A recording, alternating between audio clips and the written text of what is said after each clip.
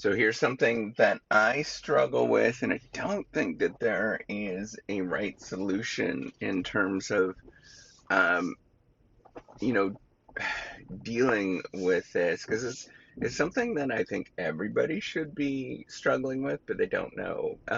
It's sort of figuring out the right measure of how much that you should consume in this world. And, you sort of think about two ways, right? Um, consumption financially and sort of thinking about how much you should sort of consume with, say, your budget, for example, how much money that, whatever you have coming in and figuring out what is the magical limit of what you have coming in, that you can actually consume. And for most people, it's far less than what we should actually be, far less based on our income that's actually coming in.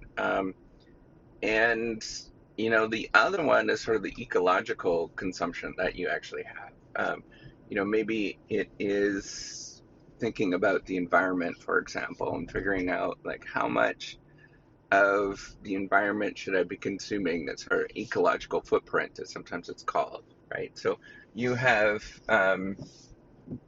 we all consume far more than what we should actually be consuming, even if you're in a developed country, we consume a lot. Um, you know, we're very, very consumption oriented, right? And everything comes in plastic. Everything is, in some places far worse than others. We've traveled a little bit. The fact that I travel, for example, consumes a lot of resources that, that perhaps I shouldn't be consuming.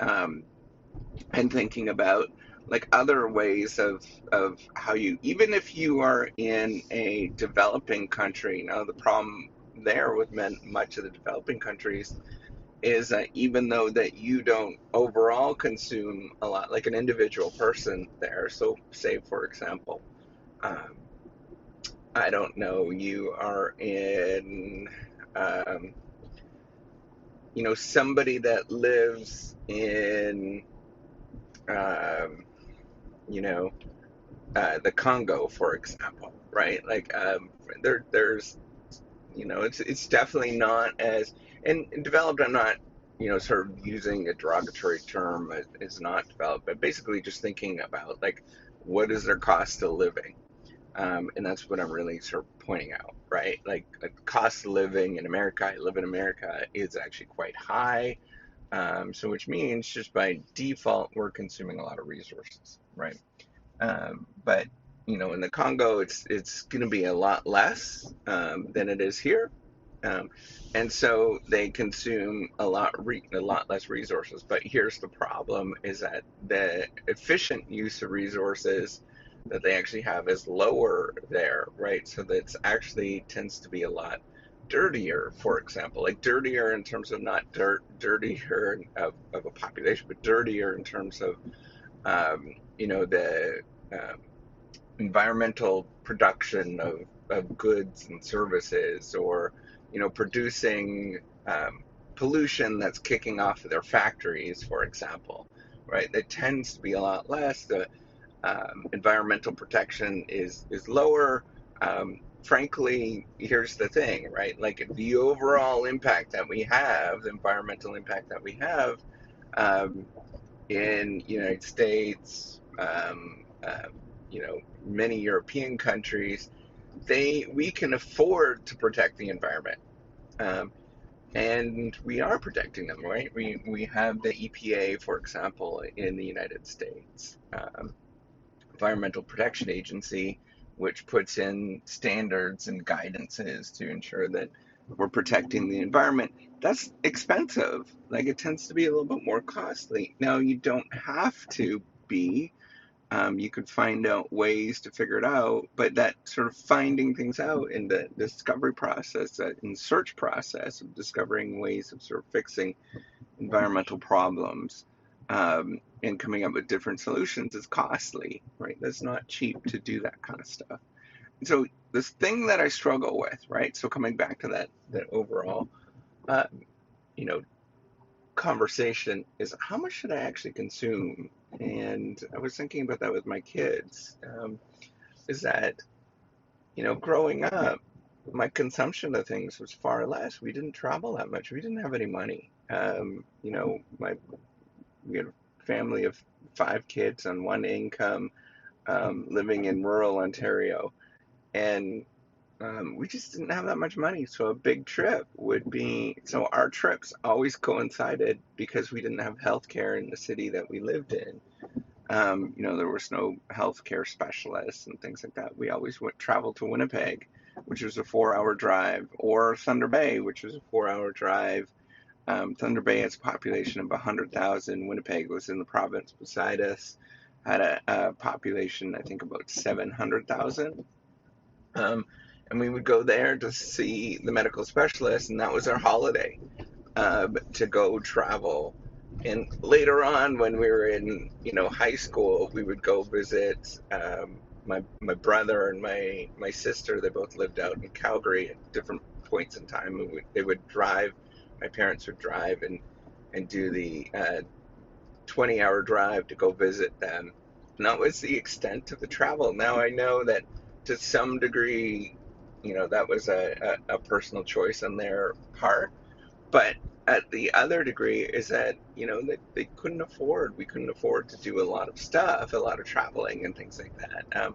We did have a small, very old cabin with an outhouse, very rural, no running water, that kind of stuff on it.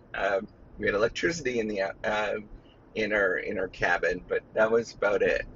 Um, so what I'm getting at is the consumption that I had when I was a kid for all of us was far less than what I'm doing right now. Like far less. Um, in a number of different respects. And frankly, I kind of feel a little guilty about it. And then the other thing I think about is my kids, is that their consumption, they get used to. It's a problem that my wife and I have talked about, because both of us have fairly decent jobs or dual income. Um, and realistically, our kids are probably not going to have the same jobs and same sort of income and things like that, because I'm a business professor, and we do fairly well. Where the challenges are figuring out, like, what is what is appropriate with sort of spending and allowing them to do things, and then even for us, what is appropriate, what should we be doing? I know my wife doesn't think about this at all, um, in terms of like the environmental impact. It's just not her thing, but I think about the environmental impact of what we spend and do, and all of those kind of things of like, okay, I feel guilty with doing some things that are energy consumption, uh, but also like, um, not only in terms of our energy, but thinking about like what are we throwing out, what are we reusing, those kind of things. It was up to me, and I did this when I was single in university. I just ate a Tupperware containers, and like, because those were the most practical.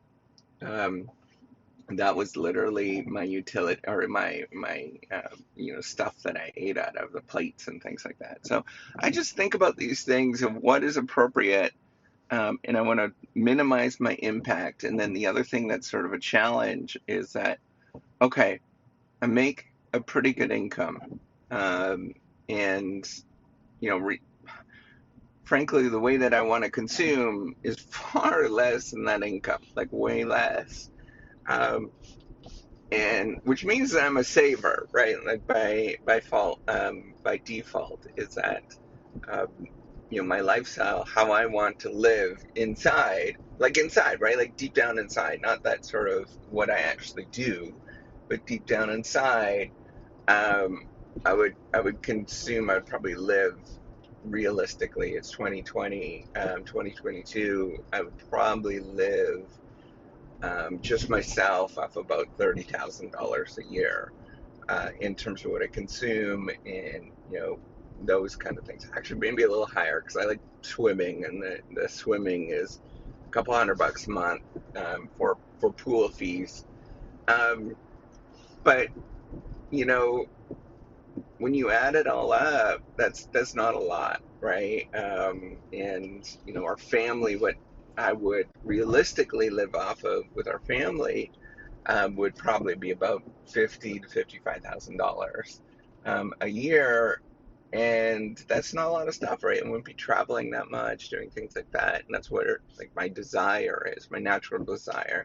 And we don't live there. It's not actually a heck of a lot much more, but you know what the challenge is, though, is figuring out what is the right consumption rate, right? Like what is appropriate for you. And budget wise, it's different for everybody, and the ecological footprint, I think we have to think about it. Um, do I and given at the margin, right? This is the thing to sort of think about is at the margin. So what that means is if you have the choice that it's slightly more to consume, think about the ecological imprint that you have, like just a little bit, not a lot. You should sort of think about that and maybe make choices depending on that. Now, I'm not going to say go out and buy things that are, ecologically safer and, has less of an imprint that is very consuming. They're very costly. That doesn't make sense. But thinking about at the margin, whatever that is for you, and the challenge is figuring that out for you. And it's not the same for everybody, and it's not the same when you're in a relationship. It's different, right? Like I often have to, um, you know, sort of temper these desires to be very not consuming. Um, like that is my natural desire as a saver. So my point is, it's a thing I struggle with, and I don't think that there's any right answer in terms of how we feel. um, at the extremes, clearly that's probably we need to sort of have a conversation. But like if you're in the middle and you're sort of thinking about what everybody else is, I think that's just what our natural consumption rates are, and thinking about like what our natural spending limits are depending on the country that you live in, and it's all different, right? And sort of thinking about those things, I think, is important. um, Partly it's guilt, right? And partly it's sort of just thinking, keeping aware, and whenever you make decisions that you can sort of bias those decisions to be financially consuming less, right? Like I always think that that is great to be saving, um, but then as well, thinking about how you can have less of an imprint as well. So with that, that's all I wanted to say. It's a challenging problem, no right answers, but it's something to think about. All right, take care. Have a wonderful day.